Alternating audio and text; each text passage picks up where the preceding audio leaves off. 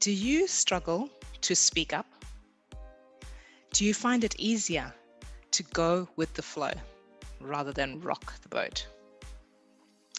In today's episode of Chronicles of a Female Engineer, we will discuss how you can boost your influence, your income, and your impact just by boosting this one skill.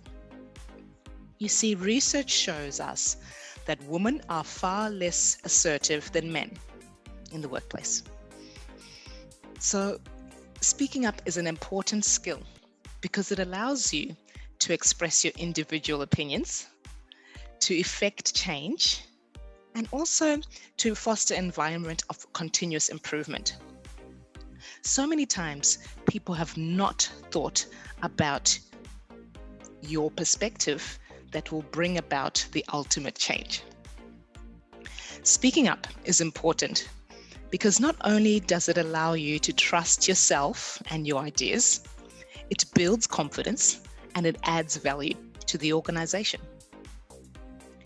So in order to create a win-win scenario and solve problems, you want to be in a position where you can speak up.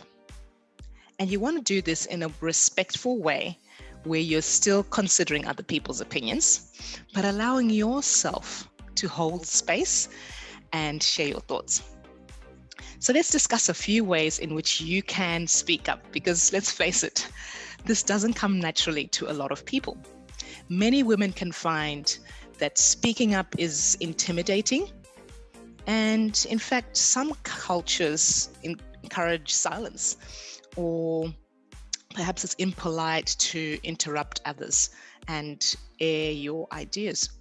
So it might be tricky. Let's share some ways in which you can build and flex your muscle, because speaking up is a skill, and like all skills, we can improve as we use that muscle. So number one, use more effective language. Now, women tend to use language that doesn't help bring our points across. So for example, I was just checking what's going on here in this meeting. I think this may be the right way to do this. I wonder if maybe we were going to consider this option. This doesn't exude confidence in your solution. And in fact, the people that are hearing you say these words automatically experience the negative of whatever you say after these comments. It seeds doubt and it doesn't allow you to influence the conversation. So instead, make sure that your comments and your statements are factual. I've calculated this and I propose we take this action. I recommend we do this.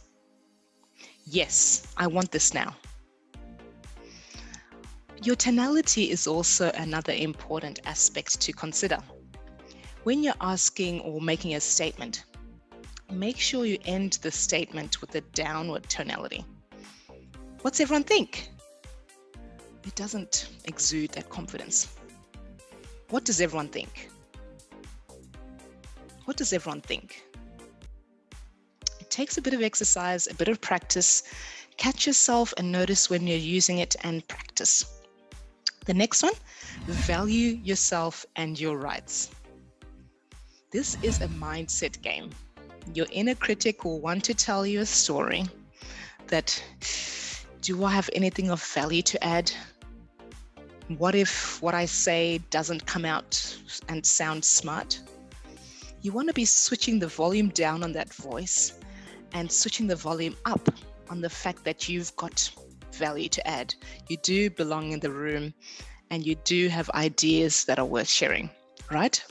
So value yourself and your rights to an equitable workplace, your rights to a better solution, and you can play an important part in this scenario. The third step, get in the habit of expressing your thoughts. It is scary and possibly daunting at first to put your ideas out there, but it's like running a 5-kilometer race. You start by walking, and then you start by walking with a little bit of jogging intermittently, maybe every 5 minutes. Then you jog the whole thing. And then before you know it, you are running a full 5-kilometer race. In a similar way, start by expressing your thoughts in meetings, perhaps at the kitchen table, in casual conversations. Prepare beforehand so you know what you want to contribute. And then before you know it, you are now constantly expressing your thoughts, constantly being a go-to person and starting to reap the rewards of having an opinion and having influence and making your solutions known, right? So this is exciting.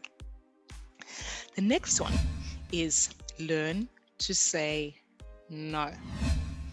This is a way of speaking up when you set boundaries, because a lot of us tend to be very agreeable. We've got a can-do attitude, but the extreme side of this is that it can lead to burnout. It can lead to exhaustion if we don't set boundaries and learn to say no. It's your right to say no. You are the gatekeeper and manager of your time, your space. Show people how to treat you.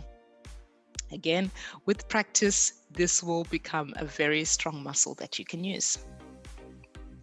The last one is to ask for more. A lot of us are happy when people ask us for help. However, when we are in the position where we need to ask for help, it's a bit more challenging and we hesitate and opt out. So ask for more. Maybe it's more help from your peers. You know, they could help you in something.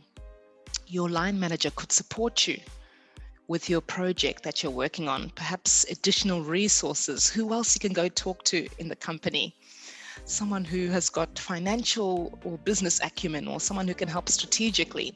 This is something you could ask for support for. Maybe you want to ask for more pay. Maybe you want to be in a position to negotiate and speak up. It only happens this way. A lot of women hope that if they work quietly and hope that the results, show the evidence for themselves, they'll get a promotion. But you need to vocalize the impact you've been having. Vocalize the influence that your actions have been having on the organizational results. What's added value? What part have you played? Let people know. Ask for more. Speak up. I hope you have found these ways in which you can speak up valuable. You want to be known as the go-to person and have opportunities thrown in your lap. It's possible. If this has made you feel like, I need this, feel free to contact me. I've got a sheet that can help you boost your ability to speak up, and we can even go through a further chat about how I can help you in your journey. So feel free to get in touch with me on LinkedIn, Instagram, or Facebook under Brenda Den Beston. I look forward to connecting with you. Have a great day.